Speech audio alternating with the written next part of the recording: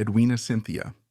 Annette Mountbatten was born into a rarefied world, one where family names carried centuries of weight, where rumors of scandal traveled as fast as horse-drawn carriages, and where wealth conferred the power to open doors most people couldn't even dream of knocking on. From a restless girl struggling in the confines of a boarding school, to a no-nonsense humanitarian plunging headlong into the chaos of partitioned India, Edwina lived with an intensity that defied stereotypes of the timid aristocratic wife. She was an heiress, a socialite, a vice-reine, and a relief worker. But behind every graceful photo or headline-grabbing rumor was an unrelenting search for purpose, a determination to be more than just another privileged figure swirling around the upper crust of British society. She was born as Edwina Cynthia Annette Ashley on November 28, 1901, the elder daughter of Wilfrid Ashley and Amelia Mary Maud Castle. Her father was a conservative member of Parliament descended from lines of English reformers, and her mother was the cherished daughter of Sir Ernest Cassel, one of the wealthiest financiers in Europe. Cassel, Jewish by birth and originally from Cologne, had become an influential magnate and private financier to King Edward VII. For little Edwina, that lineage meant that from infancy, she knew only the plush halls of London townhouses, the shine of polished silver, and the hush of servants gliding through rooms to ensure every comfort. Yet money could not make her safe from sorrow. When she was still a girl, her mother died, leaving her with a father who soon remarried a woman Edwina did not get along with. This stepmother, Molly, was ex-wife to a rear admiral and seemingly had little patience for a bright, strong-willed stepdaughter. Edwina soon found herself dispatched to a series of boarding schools, first to the Links in Eastbourne, then to Auld House in Suffolk. She was often teased by classmates for her grandfather's wealth and for being of German and Jewish heritage in a time of roiling prejudice. History books might politely say she did not enjoy school, but Edwina herself was more direct, calling it sheer hell. The conflict at home, her tense relationship with her stepmother, made matters even worse. Eventually her grandfather, Sir Ernest Cassel, intervened. He saw that his granddaughter was miserable, so he extended a lifeline. He invited her to come live with him at Brooke House in London. Brooke House was no ordinary home. It was a grand Mayfair mansion with so many staff that one maid was employed full-time just to tend to the floral displays. Cassel's own story was that of an outsider who reinvented himself among the British aristocracy. Perhaps seeing Edwina's frustrations with class-bound rules and bigoted gossip awakened some empathy in him. Under his roof, Edwina finally flourished, soon hosting gatherings for luminaries, aristocrats, and family friends who drifted in and out of Cassel's orbit. Whether she was greeting royalty at the front door or sneaking a moment to amuse herself in the lavish halls, Edwina felt more in control of her fate. When Cassel passed away in 1921, he left Edwina a massive inheritance that staggered even the moneyed elites of the time. Overnight, she was said to be the richest woman in the empire, a title that carried both fascination and envy. In addition to tens of millions of pounds in modern currency, she inherited Brooke House and a countryside estate. This avalanche of wealth could have sealed her into a life of idle extravagance. Instead, Edwina seemed at once enthralled and burdened by the expectations that came with so much money. She was also making a name for herself on the London social scene, forging friendships with other notable young women, including the widely admired Marchioness of Milford Haven and a host of up-and-coming aristocratic families. This was where she encountered Louis Mountbatten. They met in October 1920 at a ball at Claridge's, that storied hotel in Mayfair, one of the epicenters of glamorous parties. Louis was no ordinary British Royal Navy officer. He was the nephew of Empress Alexandra of Russia, a distant relative of the British royal family, and eventually nephew-in-law to King George V. With aristocratic ties that practically crisscrossed the thrones of Europe, he could impress any hostess. Edwina, though, didn't need genealogical charts to sense he was an intriguing match. They struck up a conversation, two young people with impeccable pedigrees and a hunger for a bigger life. Despite the early sparks, heartbreak intervened. Louis's father died in September 1921, and Edwina's beloved grandfather passed just 10 days later. Life's tragedies formed an oddly timed bond between them.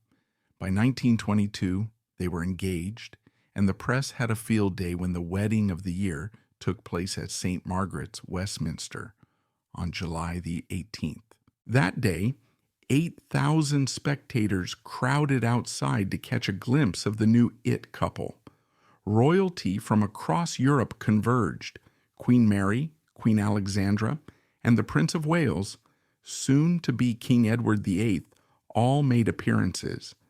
The bride wore a dress that was rumored to cost a small fortune, prompting gasps of admiration.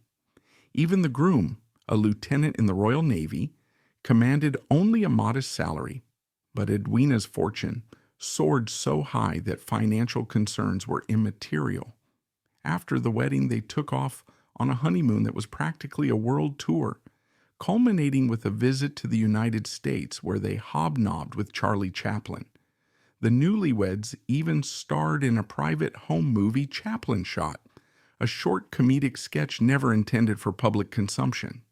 Settling into married life, the couple relocated among their various properties. Edwina inherited Broadlands from her father, but they also traveled incessantly, never quite comfortable with a staid routine.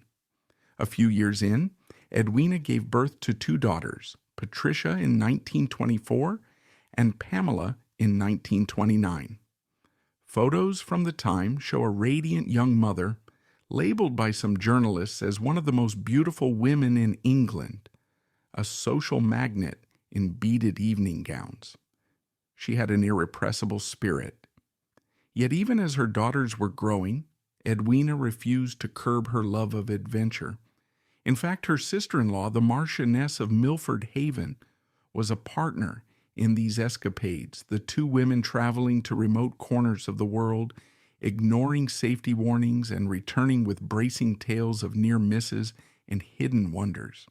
Though the Mountbattens exuded a veneer of marital bliss, there was plenty of tension beneath the glow.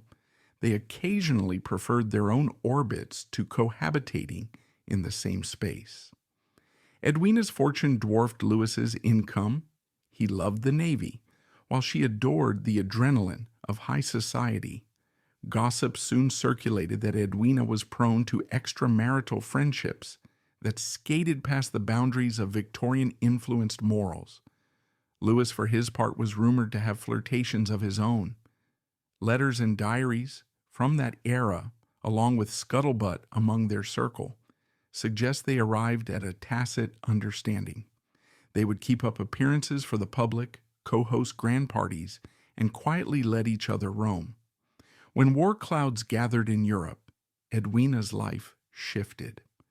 At first, the outbreak of World War II felt distant, a concern for politicians and generals, not the domain of a glamorous socialite. But as the conflict deepened, Britain needed all the help it could get. Edwina traveled to the United States, championing efforts to raise funds for the British Red Cross and the St. John Ambulance Brigade. Something about this mobilization in the face of crisis awoke a new sense of purpose within her. In 1942, she was appointed Superintendent-in-Chief of the St. John Ambulance Brigade. She threw her energies into organizing medical aid for the wounded, the displaced, and the traumatized. This was more than a token gesture. Edwina spent days and nights ensuring British soldiers abroad received the care they needed, that funds were raised for field hospitals, and that volunteers found proper training. She earned a CBE in 1943, and as the war ended, a Dame Commander of the Royal Victorian Order in 1946. Also, the American Red Cross honored her with a medal for her steadfast dedication. While some might have suspected she was merely a well-connected lady wearing a uniform for show, Edwina defied those cynical expectations. She visited the front lines, witnessed the havoc of conflict, and worked on the repatriation of prisoners of war in Southeast Asia after Japan's surrender. Fiercely pragmatic, she handled logistics for medical supplies and oversaw emergency medical operations. This period revealed Edwina had hidden depths of grit and empathy that critics of her socialite days might never have guessed. It also tested her marriage further, as both she and Louis served in intense roles. He soared in the Royal Navy ranks, and she found her calling among the wounded. Then came 1947, the year that would change Edwina's life, and the shape of history in the Indian subcontinent. Britain, financially and emotionally exhausted by World War II, decided to grant independence to India. Prime Minister Clement Attlee appointed Louis Mountbatten as the last Viceroy of India, a caretaker to oversee the British Raj's final months and the subsequent partition that would create Pakistan. Edwina thus stepped into the role of vicereine, a formal title for the wife of the Viceroy, placing her at the heart of one of the century's most complex, far-reaching political decisions. Arriving in India, Edwina confronted immediate suspicion. Anti-British sentiment was high, mistrust lingered, and partition threatened to tear entire communities apart.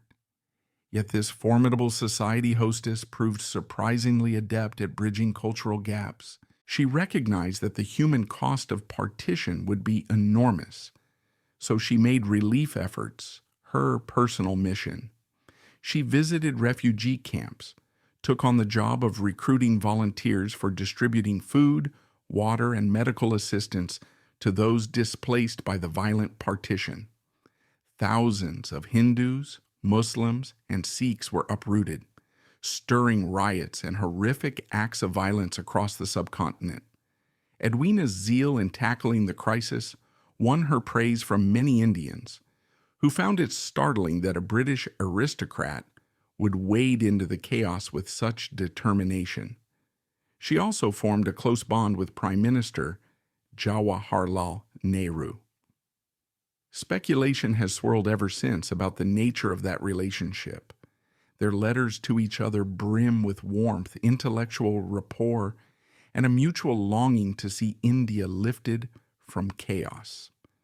Edwina's own sense of restlessness seemed soothed by working alongside Nehru, who recognized in her a certain sincerity about alleviating suffering. In some quarters, the pair's affection raised eyebrows, fueling whispers of an affair.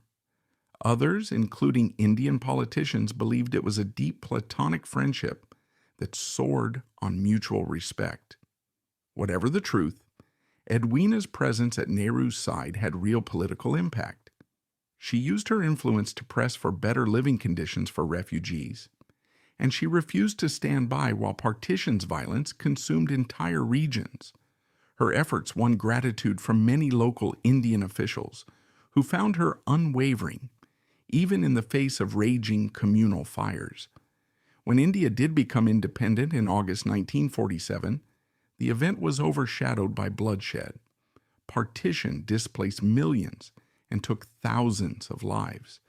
Edwina tried to coordinate relief supplies, especially cholera vaccinations, and basic sanitation for the fleeing masses.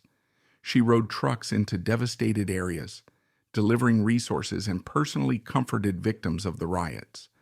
Her white nurse's uniform, bearing the insignia of the St. John Ambulance Brigade, became a symbol of rescue to those who might otherwise have scoffed at the last vicereine. Yet no single woman, no matter how determined, could stop the flood of hatred unleashed by the drawing of new borders. The Mountbattens had to stand by as newly formed India and Pakistan reeled under the weight of religious, political, and cultural schisms. After the British Raj ended, Louis Mountbatten stayed on briefly as Governor General of the newly independent India. Edwina continued her relief efforts, but found the swirl of politics increasingly draining. By 1948, they returned to Britain. She might have expected to settle back into the upper echelons of English society, hosting glamorous dinners and gracing philanthropic galas.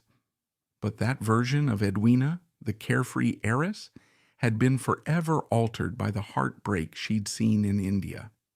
Instead of dabbling in frivolity, she threw her energy into causes dear to her heart.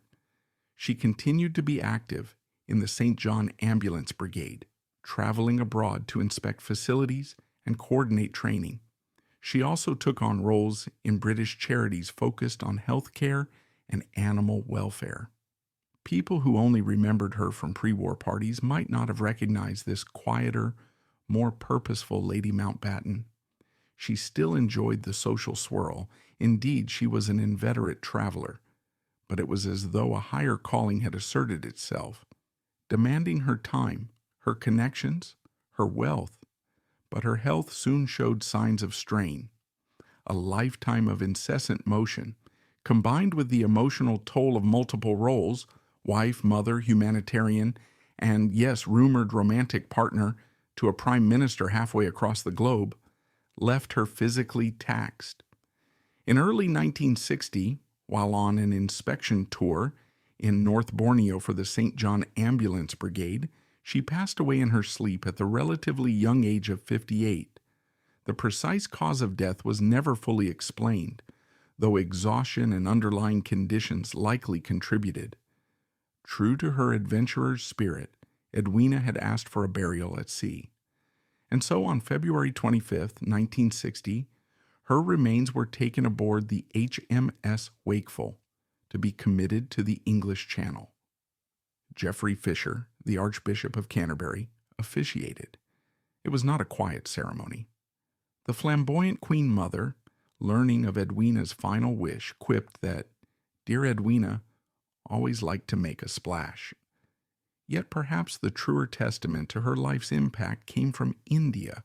Jawaharlal Nehru, now Prime Minister, arranged for an Indian naval vessel, the INS Trishul, to accompany the British warship.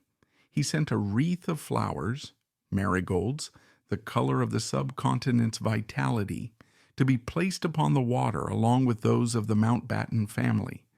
It was a solemn gesture, bridging the oceans that separated them, and honoring a woman who had left her mark on a newly independent nation. In that drifting cluster of flowers, one might see the final threads of an extraordinary life, undone by the sea that Edwina had so often braved on her journeys to far corners of the empire. In the aftermath, her estate was valued at a large sum. No surprise for someone who had once been the richest heiress in England. Still, the size of her fortune didn't capture the complexity of her legacy. She had known both the emptiness and the power that great wealth could bring. She had used her influence to bring a measure of relief to war-ravaged Europe, to help partition-scarred India, and to champion healthcare organizations. She had once been the toast of London's society, celebrated in glamorous photos and whispered about in scandal-laced columns. Yet she had also stood unflinching in the rubble of bombed-out cities, or in the ferocity of sectarian rioting, offering up her effort and reputation to do some good. It's tempting to remember Edwina only in snapshots. The bride in a lavish wedding dress at a ceremony rumored to eclipse all others, the socialite flitting from one country estate to another, the high-profile vicereine elegantly stepping off a plane in Delhi. But those snapshots leave out the most crucial dimension of her journey, the gradual awakening of her humanitarian instincts. What began as an heiress's restlessness grew, through 2 world wars and the agony of partition, into a genuine sense of responsibility. People in her world might have predicted Edwina would remain an idle figurehead, hosting teas and gossiping about minor aristocratic squabbles. Instead, she became the woman who'd roll up her sleeves to vaccinate refugees, who'd personally coordinate relief convoys, who'd hold the hand of the dying in a makeshift hospital tent. That spirit is part of why decades later she remains a fascinating figure. Even as she courted controversy through rumored affairs, some well-documented, others the stuff of swirling rumor, she rarely let that overshadow her philanthropic endeavors. She balanced glamour with earnest social service in a way that few realized was possible in the aristocratic world.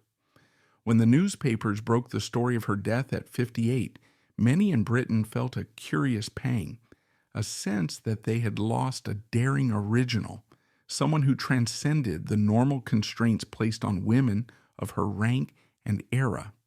To the monarchy, her presence was sometimes as challenging as it was beneficial. King George V, Queen Mary, and later figures in the royal family watched her with a mixture of awe, admiration, and occasional exasperation. She was never shy about speaking her mind, never content to remain a voiceless figure in the background. Winston Churchill, who revered tradition, saw both the advantage of having an intrepid woman like Edwina represent Britain abroad and the danger of her unpredictable approach. The final months in India, with Churchill glowering at the Mountbatten's closeness to Indian leaders, particularly Mahatma Gandhi and Nehru, stand as a perfect example. For some, she was bridging diplomatic gaps. For others, she was stepping out of bounds. Her daughters, Patricia and Pamela, grew up amid that maelstrom of grandeur, scandal, and parental absences. In adulthood, they came to appreciate the depth of their mother's devotion to philanthropic causes.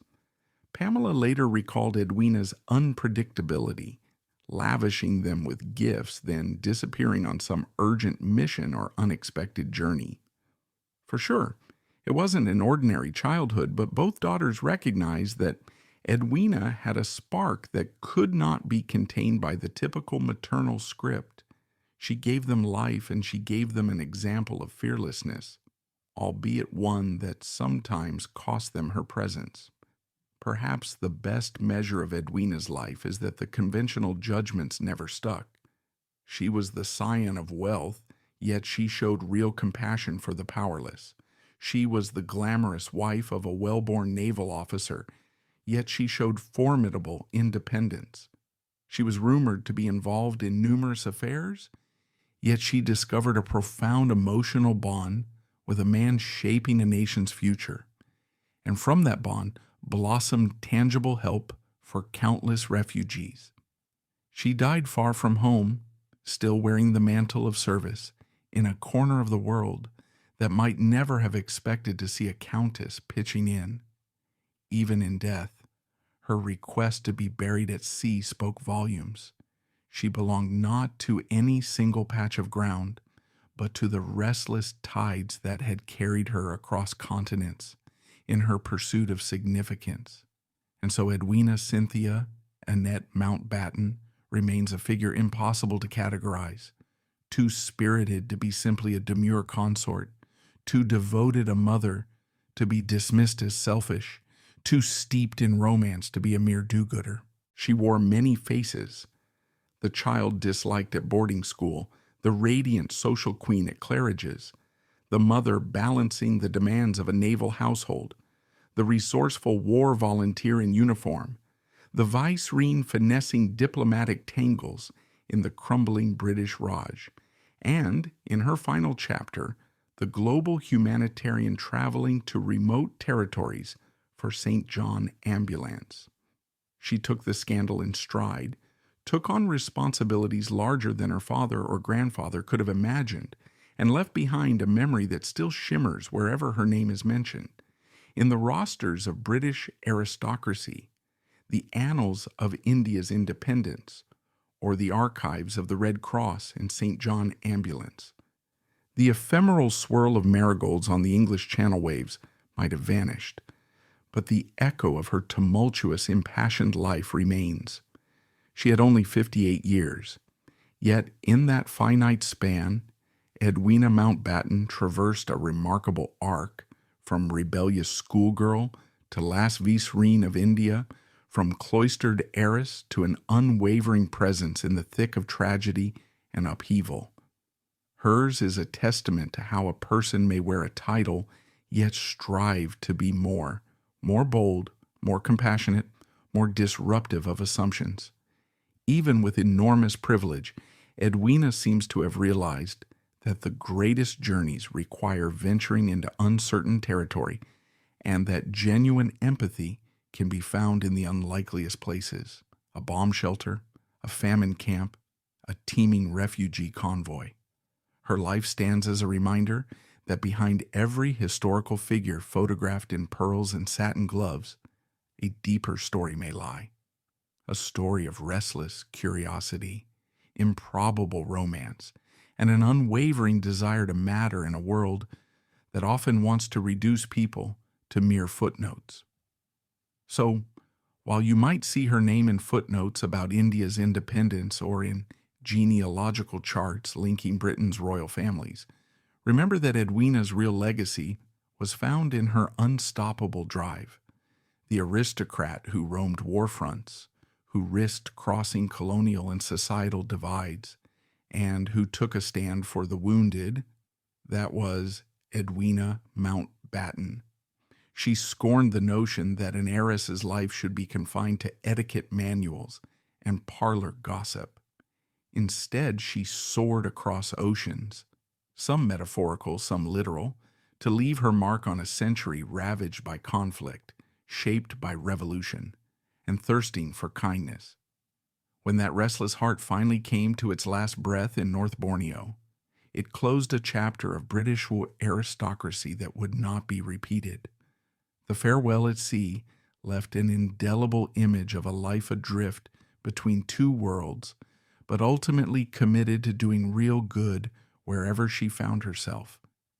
If you've listened to all this and found yourself dazzled by her complexity, that's precisely the effect Edwina tends to have on those who learn about her.